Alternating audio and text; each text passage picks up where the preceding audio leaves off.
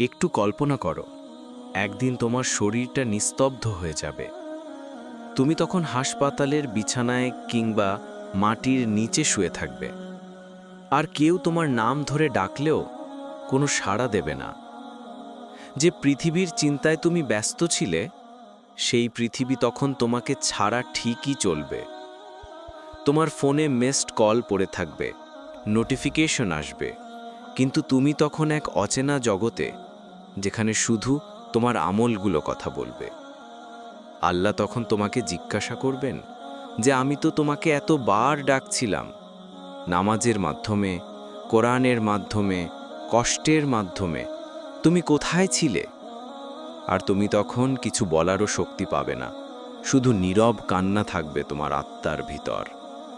এই জীবনটা খুবই ছোট ভাই। আজ তুমি হাসছ, কাল হয়তো তোমার জন্য সবাই কাঁদবে। তাই এখনই ফিরে আসো আল্লাহর দিকে।